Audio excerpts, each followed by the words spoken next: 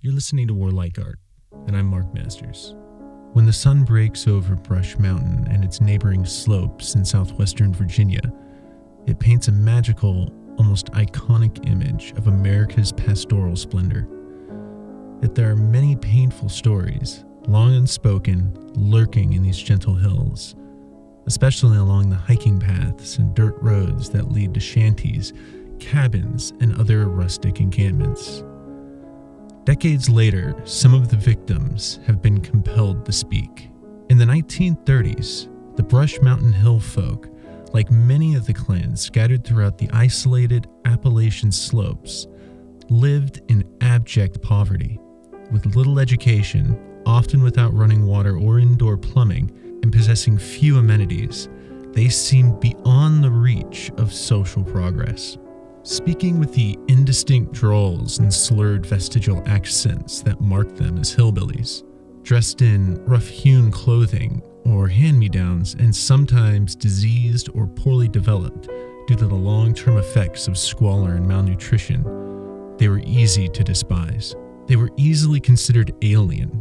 Quite simply, polite Virginia's society considered them white trash. Yet Brush Mountain people lived their own vibrant rural highlands culture. They sang, played mountain instruments with fiery virtuosity to toe-tapping rhythms, told and retold engaging stories, danced jigs, sewed beautiful quilts and sturdy clothing.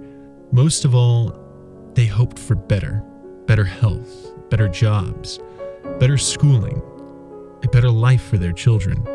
Hill people did produce great men and women who would increasingly take their places in modern society. But hopes for betterment often became irrelevant because these people inhabited a realm outside the margins of America's dream. As such, their lives became a stopping place for America's long biological nightmare.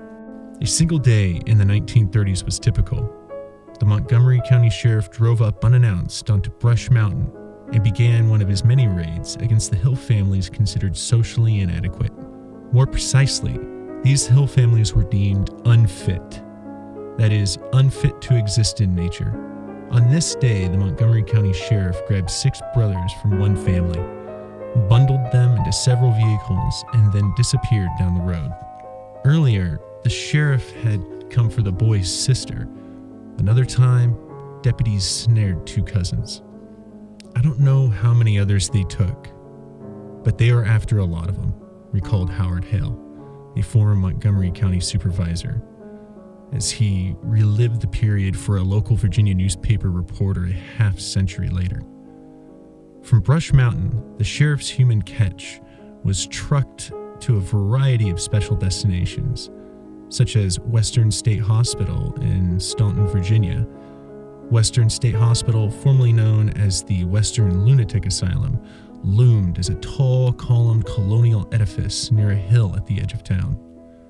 The asylum was once known for its so-called moral therapy, devised by Dr. Francis T. Stribling, who later became one of the 13 founding members of the American Psychiatric Association.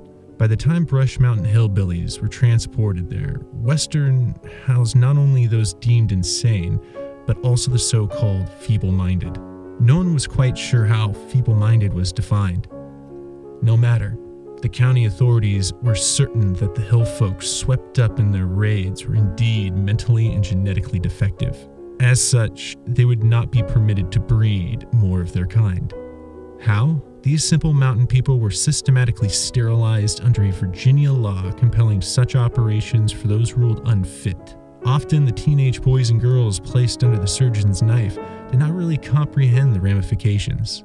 Sometimes they were told they were undergoing an appendectomy or some other unspecified procedure. Generally, they were released after the operation.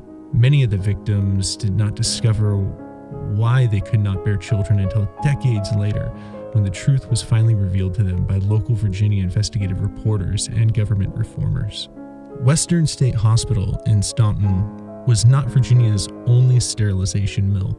Others dotted the state map, including the Colony for Epileptics, and the feeble-minded near Lynchburg, the nation's largest facility of its kind and the state's greatest center of sterilization. Lynchburg and Western were augmented by hospitals at Petersburg, Williamsburg, and Marion. Lower-class white boys and girls from the mountains, from the outskirts of small towns and big city slums were sterilized in assembly line fashion. So were American Indians, blacks, epileptics, and those suffering from certain maladies.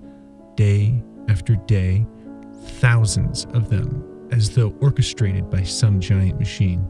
Retired Montgomery County Welfare Director Kate Bolton recalled with pride, "The children were legally committed by the court for being feeble-minded, and there was a waiting list from here to Lynchburg."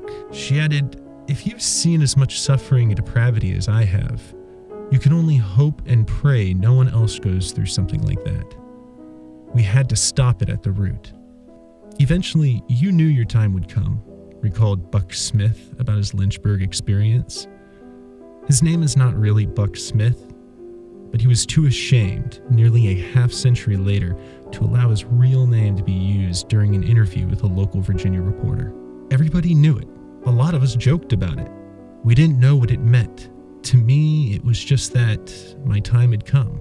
Buck vividly recounted the day he was sterilized at Lynchburg. He was 15 years old. "The call came over the dormitory just like always, and I knew they were ready for me," he remembered. "There was no use fighting it. They gave me some pills that made me drowsy, and then they wheeled me up to the operating room. The doctors wielding the scalpel was Lynchburg Superintendent Dr. D.L. Harold, Jr., who was like a father to me," continued Buck. Dr. Harold muddled, "Buck, I'm gonna have to tie your tubes, and then maybe you'll be able to go home." Drowsy but awake, Buck witnessed the entire procedure. Dr. Harold pinched Buck's scrotum, made a small incision, and then deftly sliced the sperm ducts, rendering Buck sterile. "I watched the whole thing. I was awake the whole time," Buck recalled. Buck Smith was sterilized because the state declared that as a feeble-minded individual, he was fundamentally incapable of caring for himself. Virginia authorities feared that if Buck were permitted to reproduce, his offspring would inherit immutable genetic traits for poverty and low intelligence. Poverty, or pauperism as it was called at the time, was scientifically held by many esteemed doctors and universities to be a genetic defect, transmitted from generation to generation. Buck Smith was hardly feeble-minded, and he spoke with simple eloquence about his mentality. "I've worked 11 years at the same job," he said, "and haven't missed more than 3 days of work. There's nothing wrong with me except my lack of education. I'll never understand why they sterilized me," Buck Smith disconsolately told the local reporter. "I'll never understand that. They gave me what life I have, and they took a lot of my life away from me. Having children is supposed to be part of the human race." The reporter noticed a small greeting card behind Buck. The sterilized man had eventually married and formed a lasting bond with his stepchildren. The card was from those stepchildren and read, "Thinking of you, Daddy." Through tears, Buck Smith acknowledged the card. "They call me Daddy." Mary Donald was equally pained when she recalled her years of anguish following her sterilization at Lynchburg when she was only 11 years old. Several years later, she was released to her husband-to-be and then enjoyed a good marriage for 18 years. "But he loved kids," she remembered.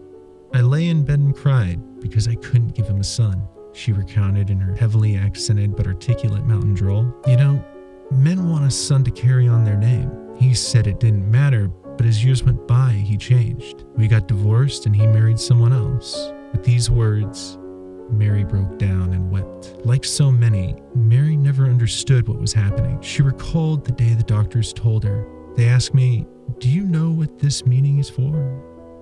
I said, 'No, sir, I don't.' 'Well, this is a meeting you go through when you have to have a serious operation, and it's for your health.' That's the way they expressed it. Well, I said, if it's for my health, then I guess I'll go through with it. See, I didn't know any difference. Mary didn't learn she had been sterilized until 5 years after her operation. The surgeon's blade cut widely. Sometimes the victims were simply truants, petty thieves, or just unattended boys captured by the sheriffs before they could escape. Marauding country welfare officials, backed by deputies, would take the youngsters into custody, and before long the boys would be shipped to a home for the feeble-minded. Many were forced into virtual slave labor, sometimes being paid as little as a quarter for a full week of contract labor. Runaways and the recalcitrant were subject to beatings and torturous 90-day stints in a darkened blind room. Their release was generally conditional on family acquiescence to their sterilization. Mary Donald, Buck Smith, the brothers from Brush Mountain, and many more whose names have long been forgotten are among the more than 8,000 Virginians sterilized as a result of coercion, stealth, and deception in a wide-ranging program to prevent unwanted social, racial, and ethnic groups from propagating. But the agony perpetuated against these people was hardly a local story of medical abuse. Virginia's victims were among some 60,000 who were forcibly sterilized all across the United States, almost half of them in California. Moreover, the story of America's reproductive persecution constitutes far more than just a protracted medical travesty. These simple Virginia people, who thought they were isolated victims, plucked from their remote mountain homes and urban slums, were actually part of a grandiose, decades-long American movement of social and biological cleansing determined to obliterate individuals and families deemed inferior. The intent was to create a new and superior mankind. The movement was called Eugenics. It was conceived at the onset of the 20th century and implemented by America's wealthiest, most powerful, and most learned men against the nation's most vulnerable and helpless.